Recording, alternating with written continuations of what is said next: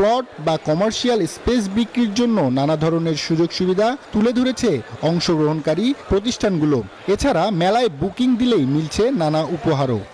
আমরা ফেয়ারের জন্য বসুন্ধরা এবং সাভার ডিউএসএস এর যে 5টা প্রজেক্ট নিয়ে আমরা আসছি। বসুন্ধরার প্রজেক্টগুলো আমাদের সবগুলো সিঙ্গেল ইউনিটের ফেয়ার ফেস বিল্ডিং, সবগুলো ক্রস ভেন্টিলেশন করা। এগুলোর উপর আমরা 10% ডিসকাউন্ট দিচ্ছি। একই ছাদের নিচে সাধ্যের মধ্যে ফ্ল্যাট প্লট কিনতে ও যাচাই করতে পেরে খুশি ক্রেতা দর্শনার্থীরাও। এই আয়োজনগুলো অব্যাহত থাকলে বিশেষ করে আমরা মধ্যবিত্তদের স্বপ্ন পূরণে এটি একটি সহায়ক হতে পারে। সবাই ফ্ল্যাট দেখতেছি, সবাই আমরা সাধ্যের মধ্যেই আমাদের স্বপ্নটা বাস্তবায়ন করতে চাই। আমি অন্তত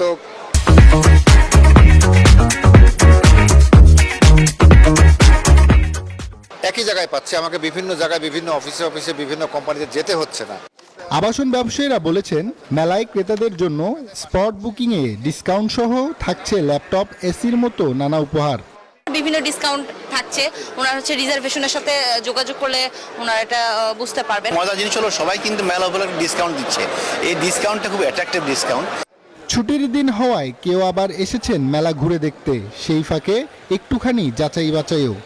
যারা ল্যান্ড কিনবে, যারা অ্যাপার্টমেন্ট কিনবে, তারা এখান থেকে মোটামুটি ল্যান্ড বা অ্যাপার্টমেন্ট চুজ করে দিতে পারবে। কারা কি অফার দিচ্ছে মেলা উপলক্ষে, অফারগুলো জানতেছি, দেখতেছি।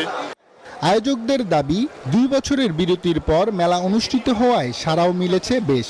গৃহায়ন শিল্পকে এগিয়ে নিতে এবারের মেলায় 400 কোটি টাকা বিক্রির যে লক্ষ্যমাত্রা তা ছাড়িয়ে যেতে পারে।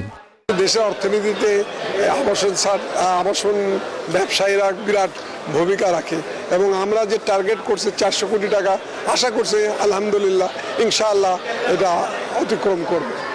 আবাসন প্রতিষ্ঠানের পাশাপাশি মেলায় গৃহঋণ ও হোম ম্যাটেরিয়াল যাচাই করারও